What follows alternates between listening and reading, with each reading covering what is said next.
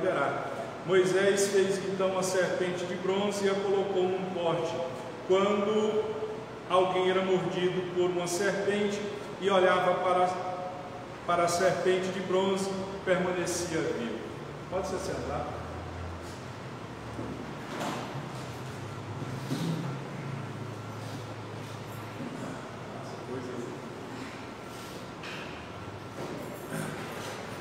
Amém, Pai do Senhor, novamente. Amém. Eu tinha uma mensagem, vamos dizer assim, saída do forno, mas como tem muita gente que não veio hoje devido ao feriado, eu pensei comigo, eu preciso pregar para que o máximo de pessoas ouçam, para que elas apanhem da mesma forma que eu apanhei de Deus ao ler e ao escrever e ao estudar essa mensagem. Por isso eu resolvi pregar uma outra mensagem. Amém? Então essa aqui vai ficar para domingo que vem, se assim o Senhor permitir, que é continuando o livro de Malaquias. Domingo passado nós pregamos sobre o capítulo 1, do verso 1 ao 5, agora nós iremos pregar do verso 6 ao verso 14. Mas hoje nós vamos ficar com a mensagem de Números 21, verso 4, onde fala da serpente de bronze, não é? Porque ali está 9, mas é do 4 ao 9. Do 1 ao 9, na realidade. Amém? O tema da mensagem é salvação no deserto.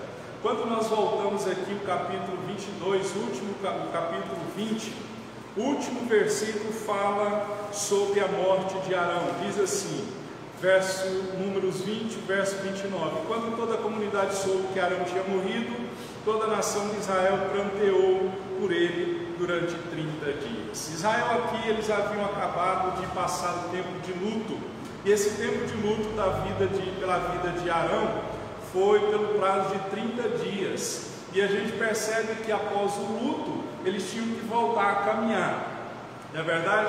É o que a gente pode fazer uma alusão a isso na nossa vida. Depois que a gente enfrenta uma dificuldade, seja ela qual for, normalmente a gente cai, normalmente a gente esmurece, normalmente a gente desanima, mas nós temos que voltar a caminhar, porque tem uma guerra a ser travada por mim e por você. Então a gente vê ali que toda a congregação de Arão, vendo pois toda a congregação que Arão era morto, choraram Arão 30 dias, toda a casa de Israel.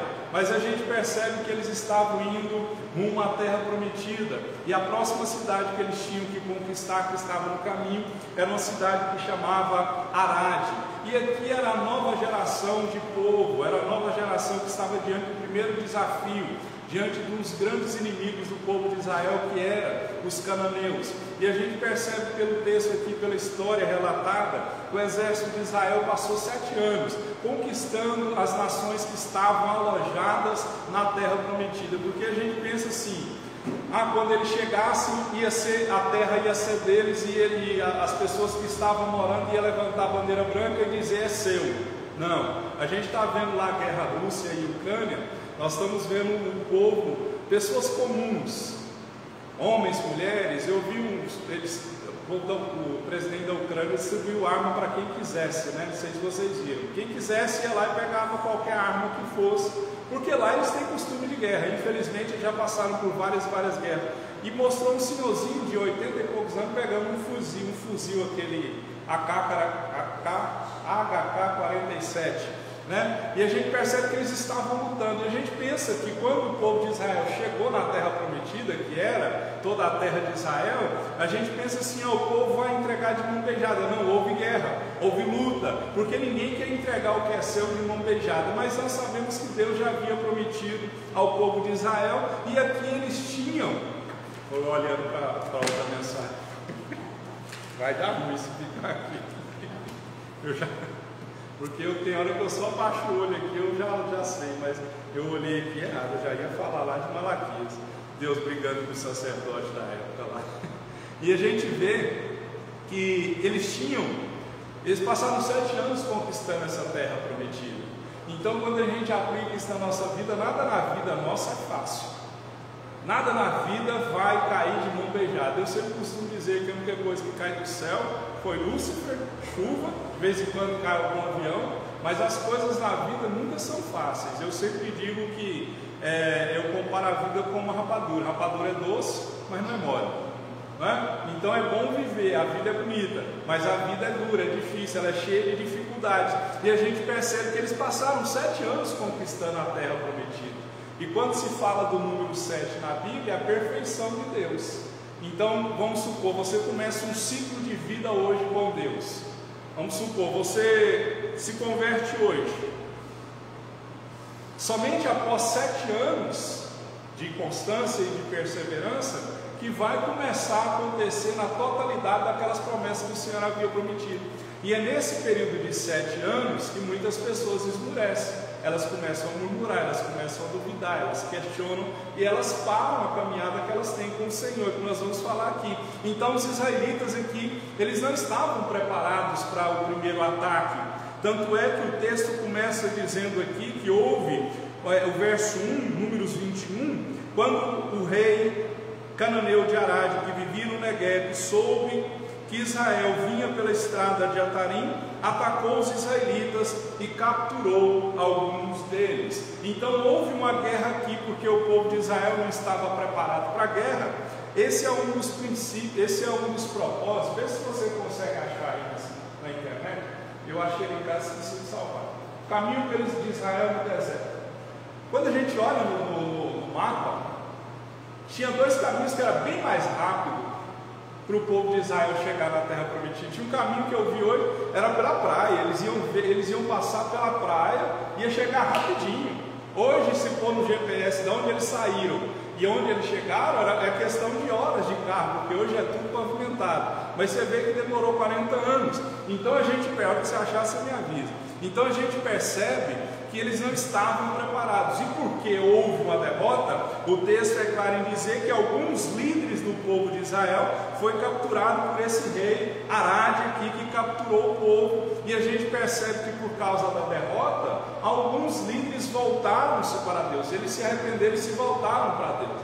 O grande problema da humanidade, tanto o meu quanto o seu, é que a maioria das pessoas só se voltam para Deus na hora que as portas se fecham, na hora que as dificuldades chegam. É óbvio que tem pessoas que buscam a Deus, independente do que estão achando, estão procurando, mas a gente percebe que eles voltaram para Deus e fizeram um propósito com o Senhor. Eles fizeram um juramento ao Senhor de que tudo que estivesse no caminho deles iria ser destruído. O verso 2 diz isso. Então Israel fez este voto ao Senhor: se entregou em nossas cidades. Então a gente percebe que eles fizeram um juramento ao Senhor que tudo que estivesse no caminho deles, se Deus desse a vitória para eles, seriam destruídos. E Números 21 fala sobre o cuidado e a disciplina de Deus com relação a esse povo, porque essa história de Números 21 mostra que o povo se rebelou contra Deus, e por eles terem se rebelado contra Deus, eles tiveram que ser castigados pelo Senhor. Mas nós vamos ver, a primeira coisa fala sobre a graça de Deus. Graça de Deus, todos nós somos cientes que é um favor imerecido. Nós não merecemos, mas somos amados pelo Senhor nosso Deus. Porque o texto começa dizendo: Israel os destruiu completamente a eles e as suas cidades, de modo que o lugar foi chamado Horma. Então começa com uma derrota, começa assim, o que nós já falamos aqui. Começa com a morte de Arão, eles choram e pranteiam e ficam em luto por Arão por 30 dias. Depois de 30 dias eles enfrentam o primeiro inimigo, que era o rei Arade, que era o rei cananeu, sofrem uma derrota. Depois de terem uma derrota, eles buscam o Senhor, fazem um propósito com o Senhor, voltam-se para o Senhor, Deus promete vitória, eles têm vitória, eles alcançam a vitória, porque a primeira vitória que eles tiveram, que foi aqui no verso 3, o Senhor ouviu o pedido de Israel e lhes entregou os cananeus. Israel os destruiu completamente a eles e as suas cidades, de modo que o lugar foi chamado Horma. Eles tiveram vitória, e essa primeira vitória serviu de ânimo, serviu de estímulo para esse povo continuar. Mas uma coisa é, Isaías 40:31 diz assim: uma coisa é subir com asas como águias, e a outra coisa bem diferente é ser como os que caminham e não se fatigam. Porque muitas vezes a coragem na batalha, ela tem que ser seguida de uma resistência na caminhada, na corrida da vida. O que eu quero dizer com isso? Não demorou muito, eles tiveram nova derrota mais à frente, e o povo não demorou muito para que a caminhada desse povo e as lutas que eles estavam enfrentando deixassem esse povo impaciente. Então é mais fácil vencer uma batalha e perder a vitória. Nós muitas vezes começamos bem, mas não terminamos o que nós começamos. O segredo da vitória é perseverança e constância. Você achou? Desligou a internet? Então o segredo da vitória é perseverança e constância. Então nós muitas vezes somos assim, como Israel no deserto. Nós somos inconstantes naquilo que nós fazemos. E a gente percebe que é o primeiro sinal de dificuldade. Nós somos como o povo de Israel, nós começamos a murmurar, nós começamos a lamentar, e muitas vezes a gente esquece muito rápido sobre os milagres de Deus que Deus fez ao nosso favor. A gente esquece no estalar de dedo quando vem a dificuldade. Então Israel, logo após uma vitória, eles passam a duvidar do poder que Deus havia demonstrado para essa caminhada com Deus. Hoje tem muitas pessoas que congregaram aqui comigo e já desviaram. Congregaram com você em outra igreja, começaram bem e desviaram. E hoje não servem mais ao Senhor, não buscam ao Senhor. E muitas pessoas têm buscado a Deus de fachada. É o que eu sempre digo, é como... Vai ser, Cristo? É como se fosse crente de fachada, busca a Deus por ocasião, como eu acabei de falar aqui, só quando as coisas se apertam. Mas nós temos que aprender que é fácil vencer uma batalha, mas muitas pessoas perdem a vitória porque desistem, porque retrocedem, porque não são constantes com o Senhor. E esse povo de Israel, eles tiveram a primeira vitória trouxe ânimo, mas o problema é que muitas vezes nós achamos que a mesma vitória que nós tivemos no passado, ela vai nos sustentar para ter vitória no futuro, e a gente se engana com isso. Então a coragem na batalha, ela tem que ser seguida de resistência na corrida. A gente vê lá, vamos usar o exemplo que essa triste guerra que está acontecendo lá, e entenda, tudo tem um plano. Isso, olha para você ver de onde eles saem, do Egito. Eles caminharam por aqui, ó. Fizeram essa rota aqui, ó. Olha aqui. Olha aqui. Aqui eles já cortaram, já chegaram no Casa Barneia. Aqui, beirando a praia, eles chegaram em Canaã. Rápido, fácil, simples. Não é? Quando eu vejo isso aqui, eu fico pensando, o povo ficou 40 anos. 40 anos num caminho que seria rápido. Eu guardo sempre uma frase, não me lembro o autor, mas ele disse assim: foi necessário uma noite para tirar Israel do Egito. Lembra lá quando passou o sangue do cordeiro nos umbrais da porta, morreram todos os primogênitos, o anjo da morte passou e não tocou o povo de Israel? Uma noite Deus tira o povo do Egito. Foram necessários uma noite para tirar o povo do Egito, mas foram necessários 40 anos para tirar o Egito do coração do povo. Por isso, porque Deus não ia levar um povo, e a gente sabe a história bíblica, e sabe que os que saíram daqui do Egito não chegaram, eles morreram no meio do caminho, eles pereceram no meio do caminho. E é isso que eu estou dizendo aqui, ó. A primeira vitória muitas vezes trouxe ânimo, eles saíram ali. E se você olhar o texto que fala quando Israel saiu do Egito, eles saíram ricos, porque Deus trouxe tanto pavor nos egípcios, que os egípcios estavam pegando o que eles tinham, tudo, todos os bens, ouro, prata, pedra preciosa, e dando para o povo. Então Israel se tornou ali, já começou a ser um povo rico. Tanto é que quando, vou lembrar a história aqui, lembra lá de Moisés sobe, não está nada aqui que eu estou falando, mas uma coisa se completa com a outra. Lembra quando Moisés sobe para o monte para receber as tábuas da lei? Ele desce, Acho que era Josué que estava com ele, Moisés. Acho que era. Era Moisés, Josué, Moisés, Alguém fala para ele, para mim não confundir os nomes, e diz para ele assim: há barulho de festa, ouço barulho no arraial. Moisés diz: não é barulho de festa.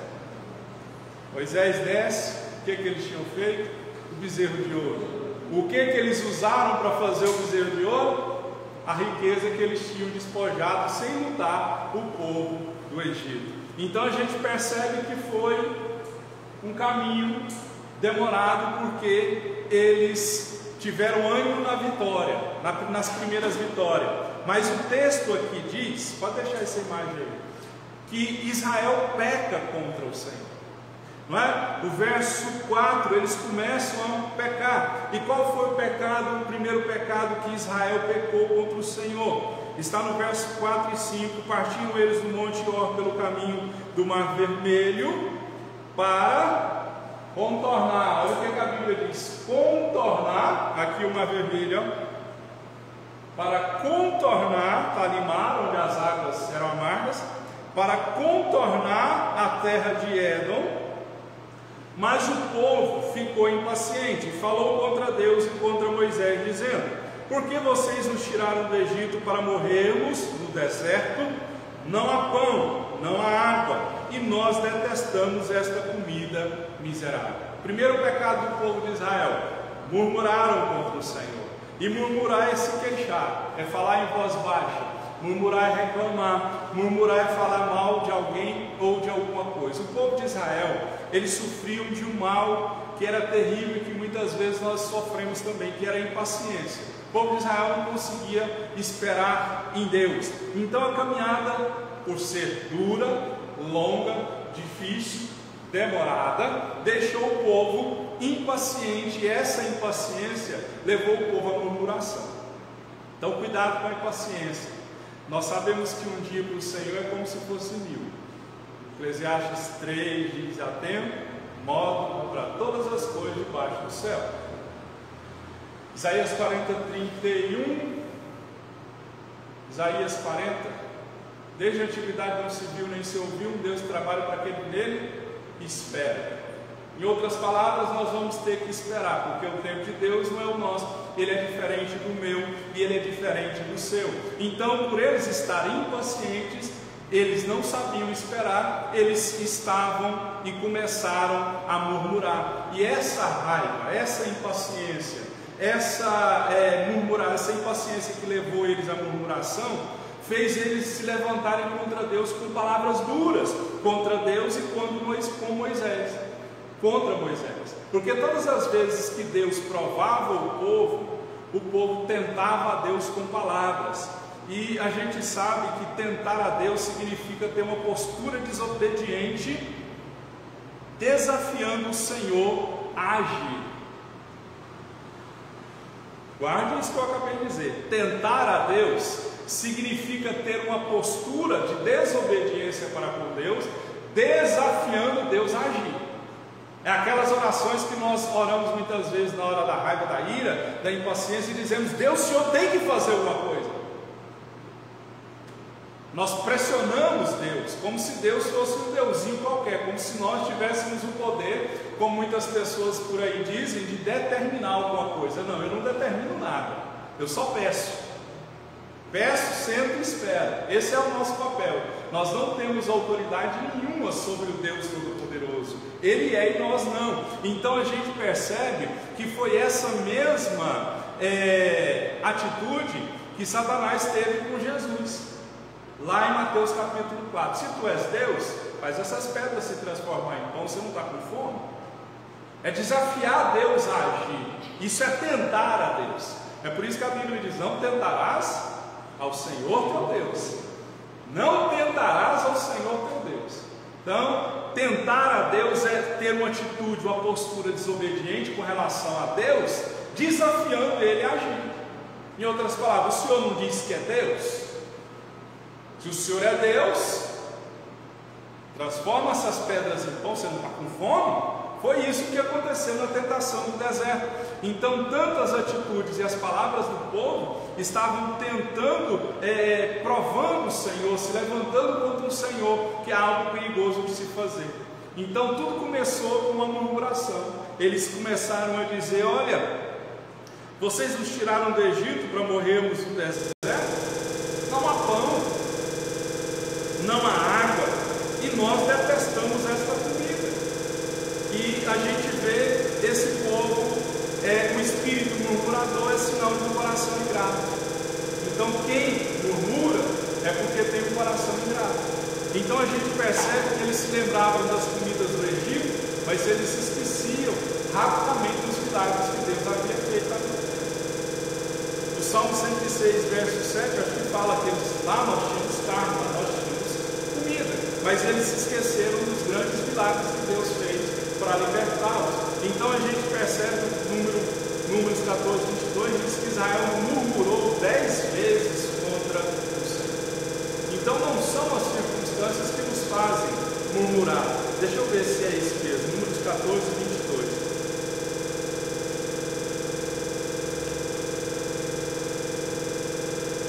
Números 14, 22 diz assim. Aqui é isso. Fala aqui a geração que morreu. Nenhum dos que viram a minha glória e os sinais miraculosos que realizei no Egito e no deserto me puseram à prova e me desobedeceram 10 vezes. Aí Deus fala que nenhum chegará à terra prometida. Então esse povo murmurou contra o Senhor, não foi uma vez, foram várias vezes. Era um pecado já recorrente, era um pecado contumaz, é um pecado que eles estavam acostumados a cometer. Então não é a circunstância que faz murmurar, é o coração mau que faz a gente murmurar. Então a gente percebe que a murmuração não vai resolver o problema, porque se a gente tenta fugir da dificuldade murmurando, a gente não vai resolver o problema. Então o coração de todo o problema é o coração. Amém?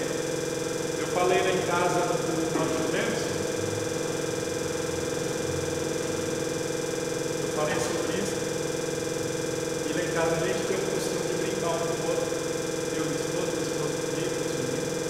Quando alguém está murmurando, reclamando de alguma coisa, a gente chama a pessoa de Miriam. Miriam reclamou porque Moisés casou com uma mulher, acho que a mulher etíope, a mulher que não era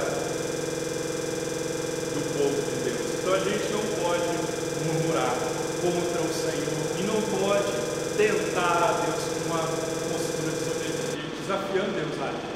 O Senhor é Deus, como o Senhor disse, e por que o Senhor não faz nada? Isso é muito perigoso, porque Satanás fez isso. Satanás tentou a Deus. Então a gente não pode tentar a Deus, não tentarás ao Senhor teu Deus. Amém? Eles murmuraram. Por que eles murmuraram? Verso 4 também responde. Partiram eles do monte Or pelo caminho do Mar Vermelho para contornar a terra de Edom, mas o povo ficou impaciente no caminho.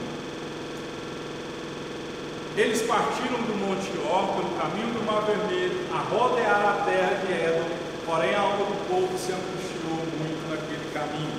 Eles queriam ir para Canaã, terra prometida, mas eles não queriam chegar ao caminho que era escolhido por Deus.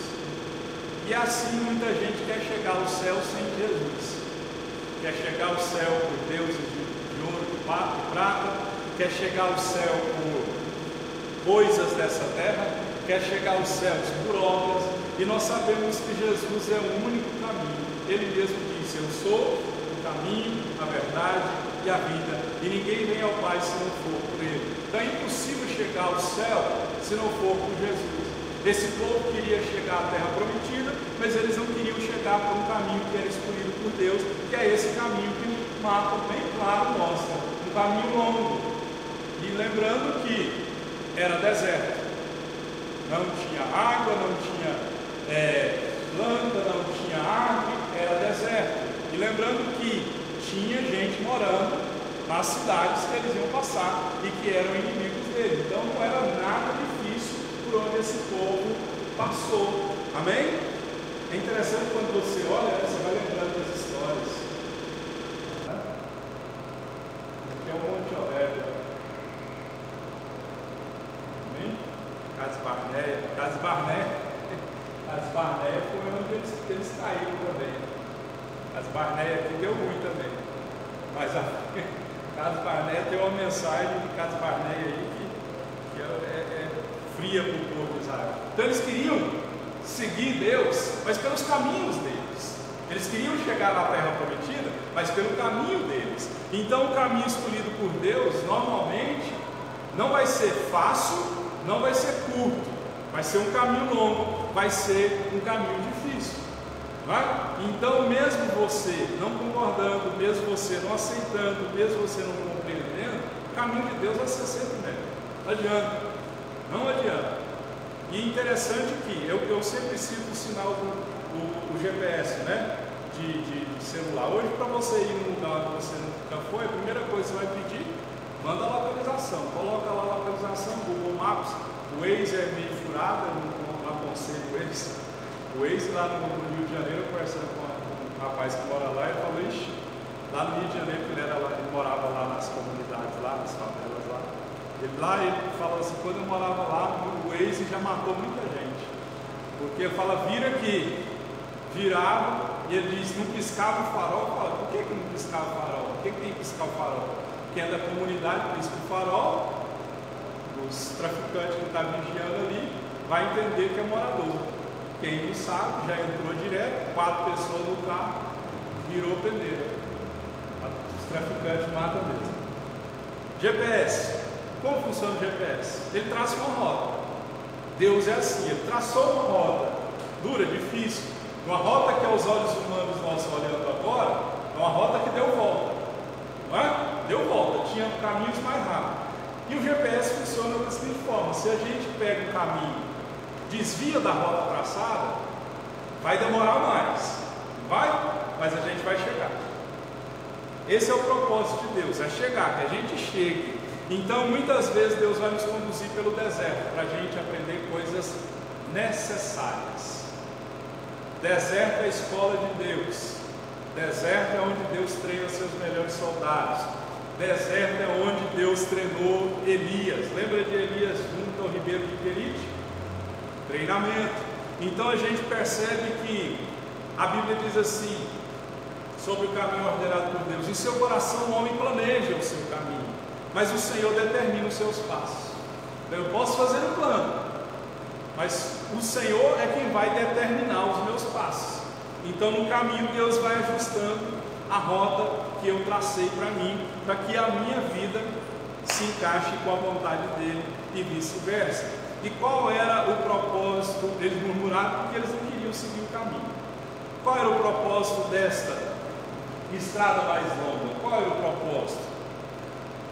Porque o caminho do deserto foi um caminho de disciplina, um caminho de autodisciplina.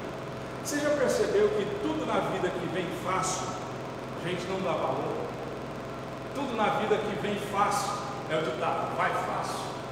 Quando a gente adquire as coisas e soa por elas, chora por elas, demora para ter, você dá valor, não é verdade? Tem muitos jovens aí que não dão valor no que os pais dão para eles, porque veio no suor deles. Então a gente percebe que o caminho do deserto foi da disciplina, da autodisciplina, que é uma palavra muito difícil para muitas pessoas. Então Israel primeiro precisou conhecer a Deus antes de conhecer a vitória, antes de alcançar a vitória. É o que acontece com muitas pessoas hoje. Elas vêm para a igreja pensando que as coisas vão acontecer no estalar de dedos. E tem uma geração de cristãos que elas querem bênção, elas não querem abençoar.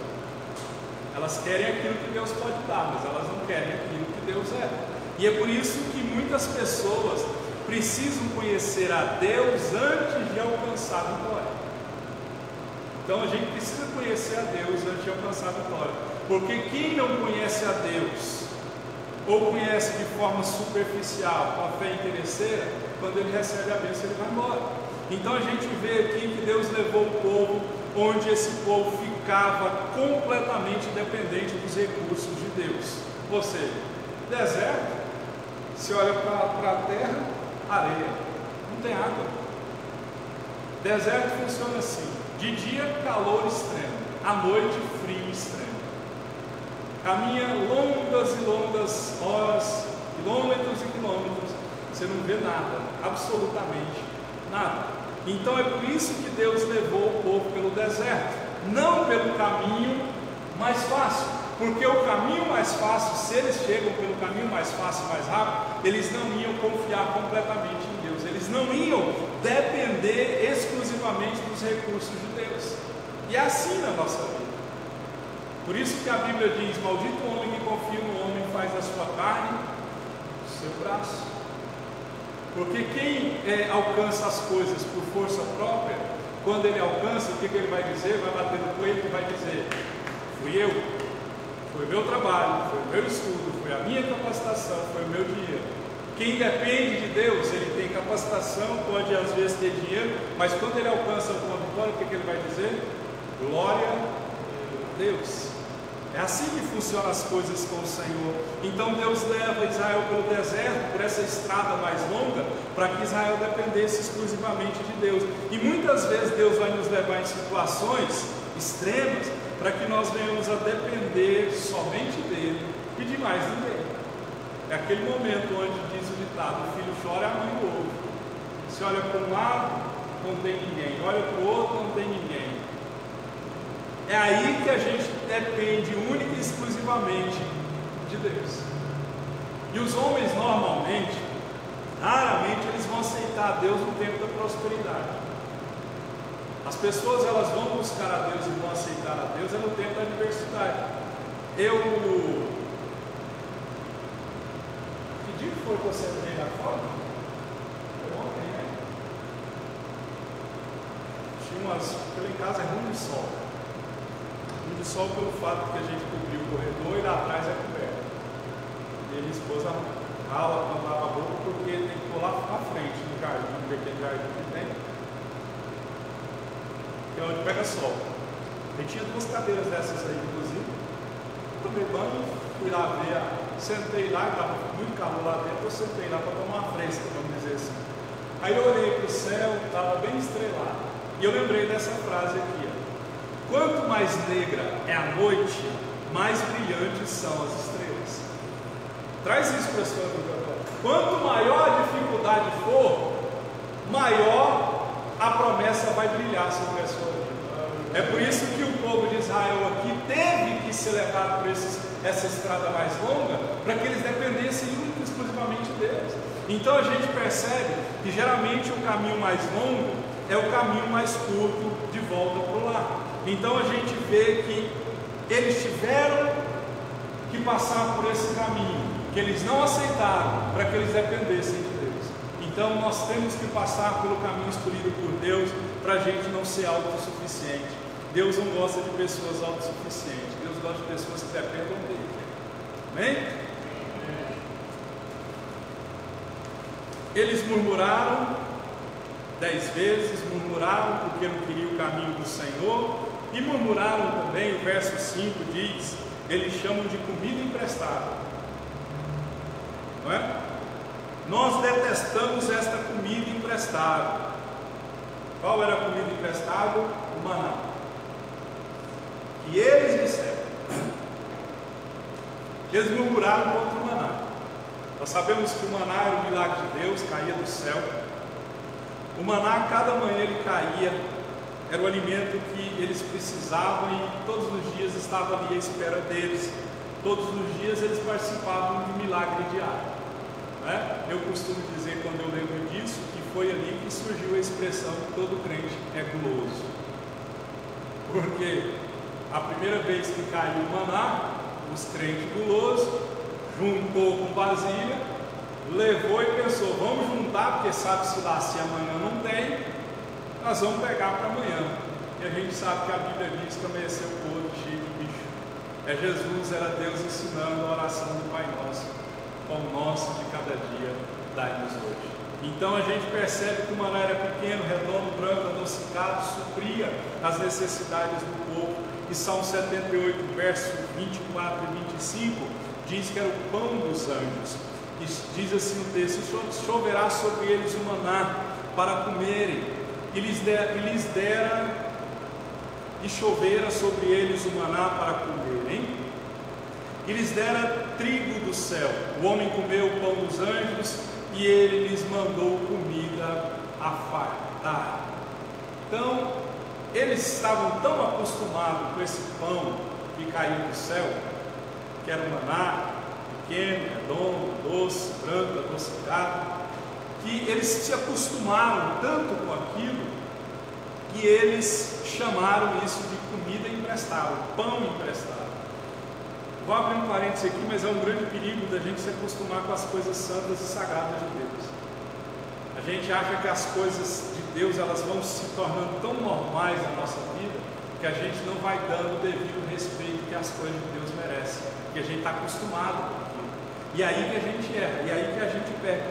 Então, muitas vezes nós acostumamos, porque o povo, por ter acostumado, ele chama de comida emprestada.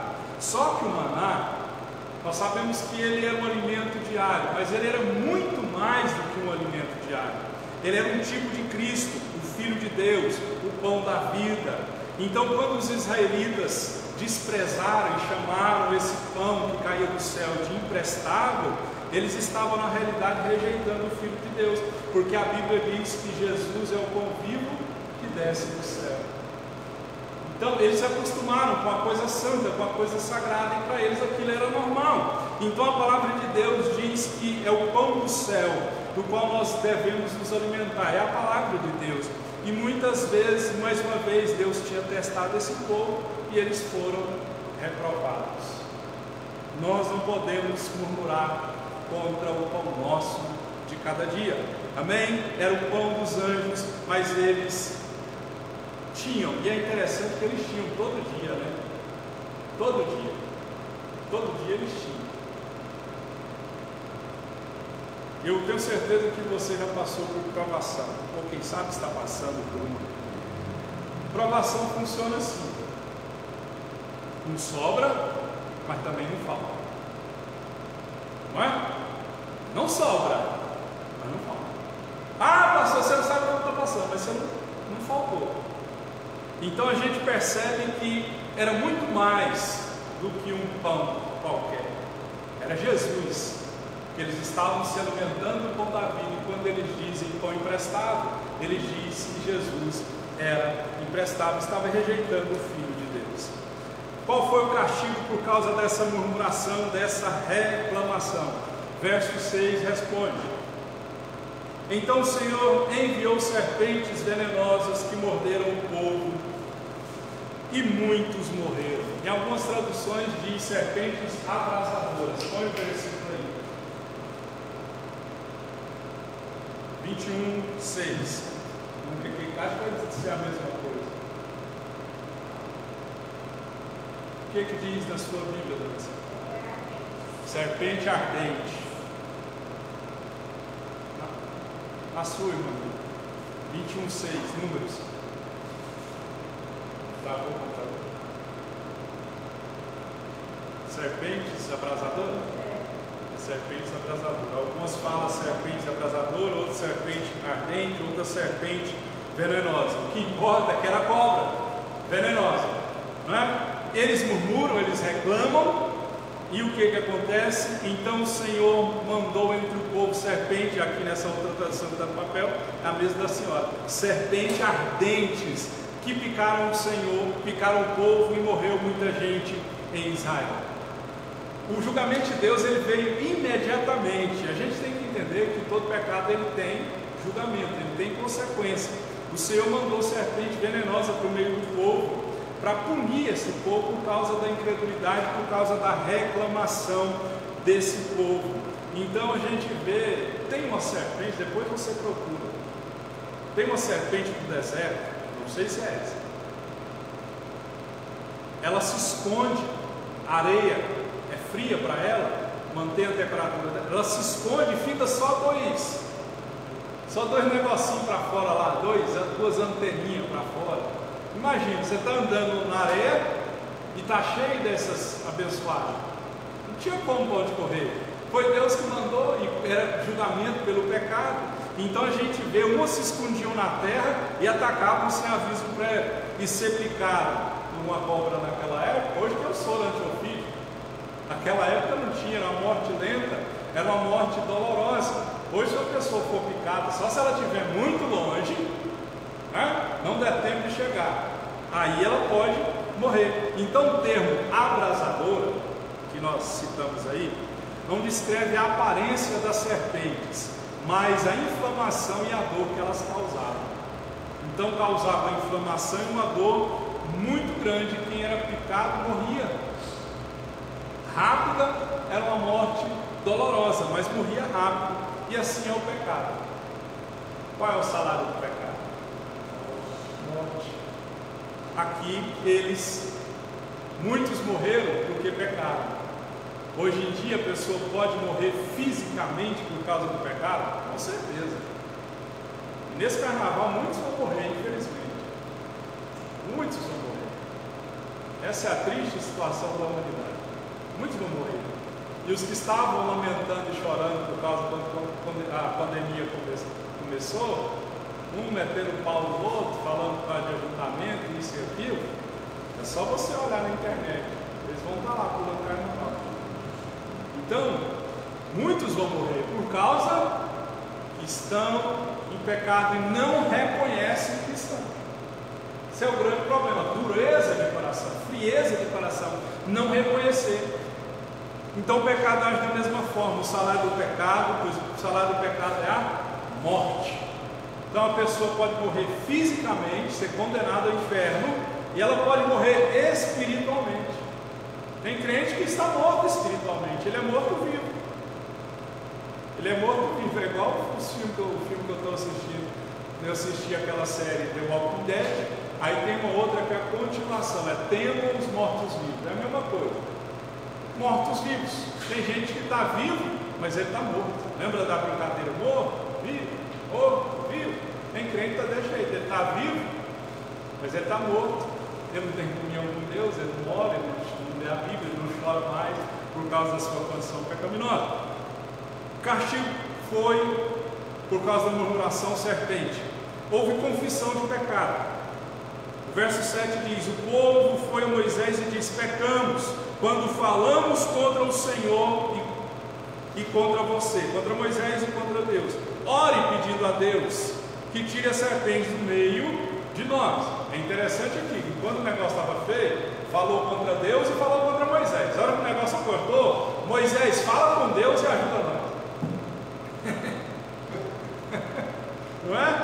Então a gente percebe que eles confessaram, eles disseram: nós pecamos.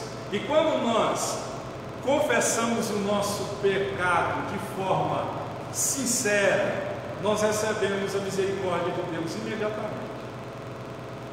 Foi um arrependimento sincero. 1 João 9 diz: se eu confessar o meu pecado, ele é fiel e justo para mim perdoar. Então a gente perdoa, a Bíblia diz que ele perdoa todas as nossas iniquidades, Salmo 103, 3 e 4. Ele é o que perdoa todas as nossas iniquidades, que sara todas as nossas enfermidades, que redime a tua vida da permissão, que te coroa de benignidade e de misericórdia. Ele perdoa todas as iniquidades. Davi confessou e foi salvo do seu pecado. Filho pródigo confessa seu pecado, o pai recebe ele de volta. Então, pecado é uma coisa que nós temos que pedir perdão todo dia, porque todo dia a gente peca. Então eles confessam o pecado, recebem a misericórdia. Qual foi o remédio para o pecado? É Israel, é eu e você. Eles pecam, veio a serpente, pede perdão, Deus perdoa, Deus dá um remédio. Qual foi o remédio? Moisés ora e Deus responde de maneira inesperada. Como foi? Verso 7 diz que Moisés orou pelo povo. Verso 8: o Senhor disse a Moisés: faça uma serpente e coloque-a no alto de um poste, quem for mordido e olhar para ela viverá. Moisés fez uma serpente de bronze e a colocou num pote. Quando alguém era mordido por uma serpente, olhava para a serpente de bronze e permanecia vivo. Qual foi a resposta que Deus deu para o povo? Ao invés de Deus curar as feridas das pessoas que haviam sido picadas por essa serpente, Deus responde de uma maneira inesperada. Você já viu que Deus ele sempre faz do jeito dele? Ele nunca faz do jeito que a gente quer. Ele sempre faz mais do que a gente pediu. E Deus fez não como eles queriam, porque aos olhos humanos poderia ser alguém picado e ser curado ali. Mas a forma que Deus fez foi instruir Moisés de construir uma serpente de bronze, colocar essa serpente. Tem uma foto aí disso. Olha aí, remédio para o pecado. Pode tirar essa aí que já passou.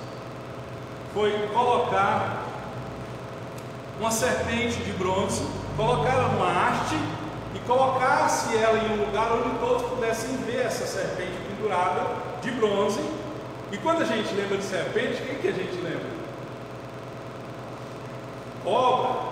Lá no jardim, quem que você lembra? Você lembra de Satanás. A gente faz essa alusão, né, da cobra. Por isso que a cobra ela é um animal que ninguém gosta. Eu acho bonito na televisão, né?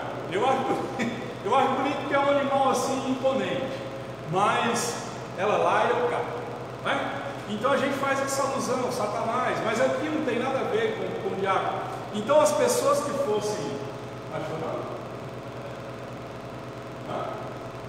isso, ali Moisés fez.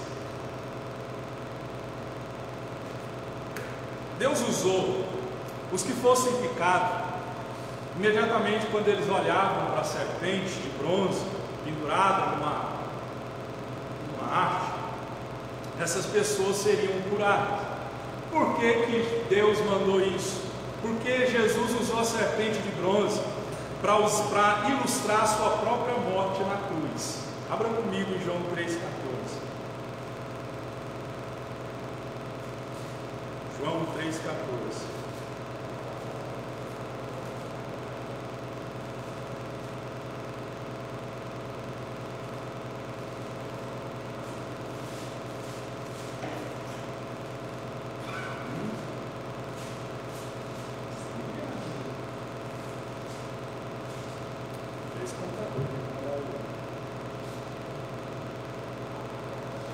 João 3, 14 e 15.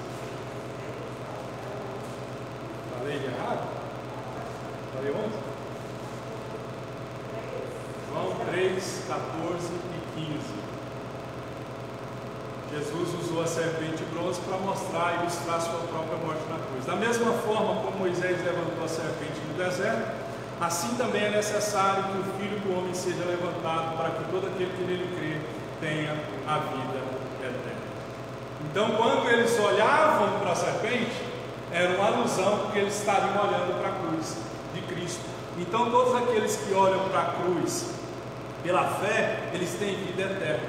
Então, o ato deles olharem para a serpente de bronze salvou vidas da morte física, mas olhar para Cristo salva da morte eterna.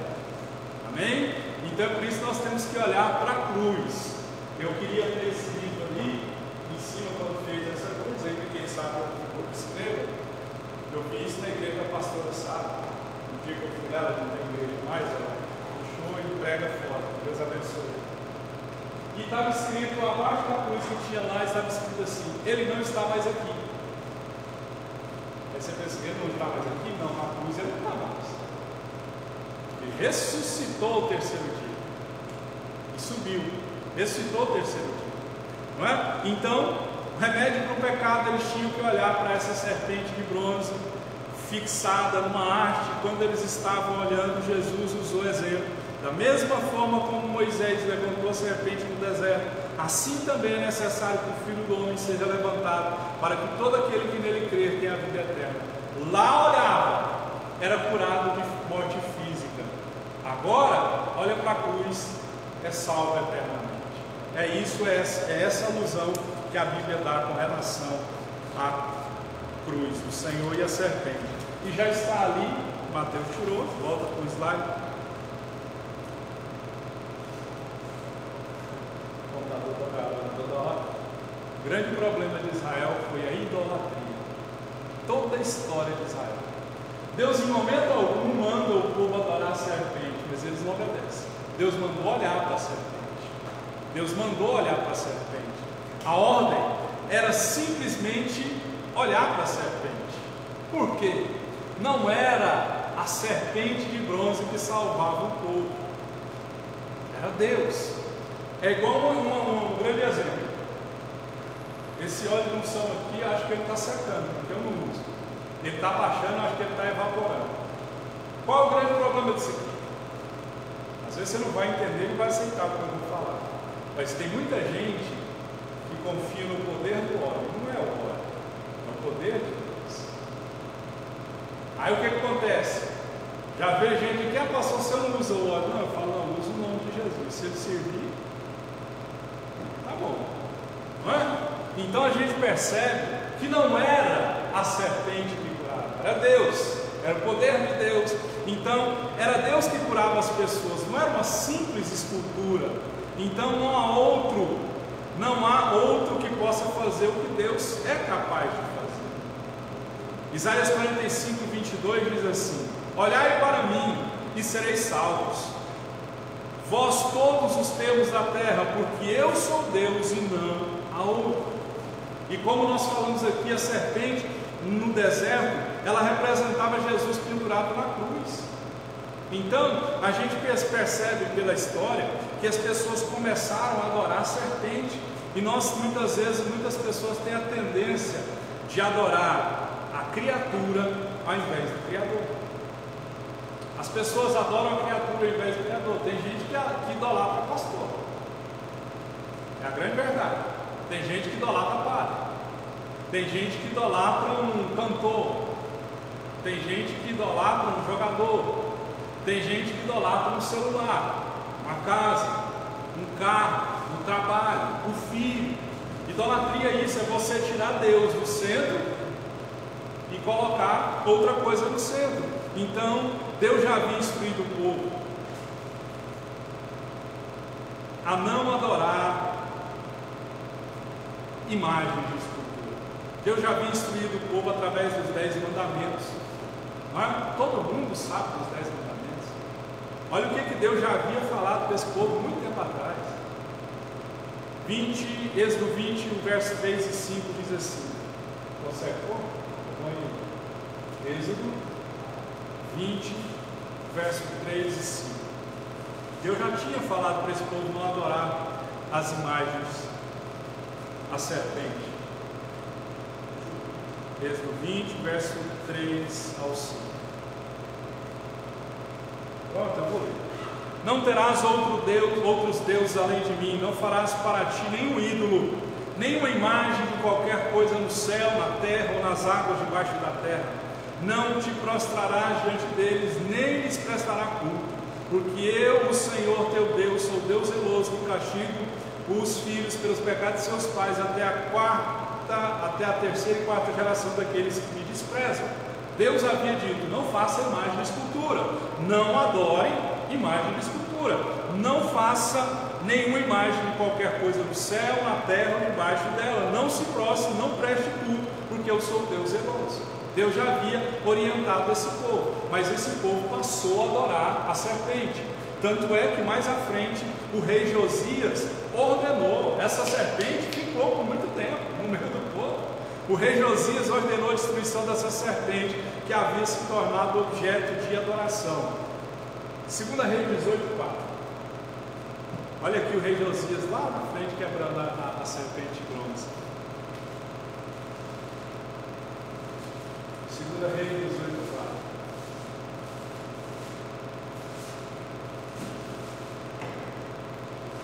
Removeu os altares idólatras, quebrou as colunas sagradas e derrubou os postes sagrados. Despedaçou a serpente de bronze que Moisés havia feito, pois até aquela época os israelitas lhe queimavam incenso, era chamada Neustã. Até aquela época eles ainda queimavam incenso, adorando a serpente, que Deus disse: vocês só vão olhar, vocês não vão adorar essa serpente. Então a gente vê que o povo começou a cultuar essa serpente. Por isso que Deus ordenou e usou o rei Josias para destruir. Despedaçou a serpente de bronze que Moisés havia feito, pois até aquela época os israelitas queimavam incenso, era chamada, deram até um nome para ela, né? Nelson. Então, somente Deus é digno de adoração. Não há lugar para outro Deus no nosso coração. Salmo 115, eu termino aqui, fala sobre ídolos feitos por mãos humanas. Pau, pedra, gesso, qualquer material que seja. Salmo 115 diz que elas têm boca, mas não falam, têm olhos, mas não veem, têm mãos, mas não apalpam, têm nariz, mas não cheiram, têm pés, mas não andam. Tampouco podem fazer mal ao mundo. Então, em momento algum, Deus dá autoridade para qualquer ser humano na face da terra para adorar a outro Deus que não seja Jesus Cristo, o Senhor dos Senhores. Só Ele é digno de honra, só Ele é digno de glória, só Jesus salva, só Jesus cura. Ele é o caminho, Ele é a verdade e a vida.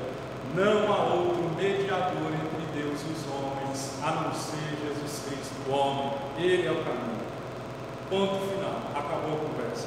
Ninguém vai chegar ao céu por causa de João, por causa de Maria, por causa de Pedro, por causa de Paulo, por causa de Léo, por causa de nome de igreja, por causa de nome de religião, por causa que é católico, espírita, protestante. Nenhum vai chegar ao céu a não ser por Jesus Cristo. O homem queira ou não, esse é o caminho. Só Jesus sabe.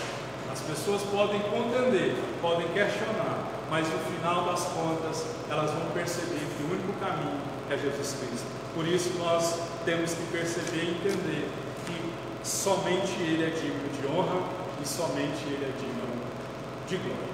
Vamos ficar de pé, no nome de Jesus.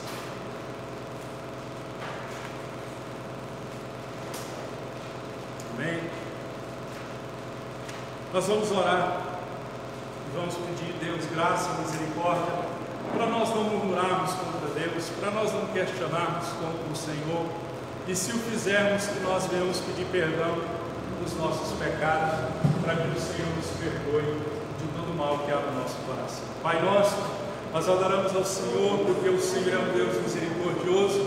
Nós aprendemos com a sua santa palavra, gloriosa palavra, e nós não podemos murmurar contra o Senhor. Nós não podemos questionar o Senhor, nós não podemos ir contra o Senhor, nós não podemos, ó Deus,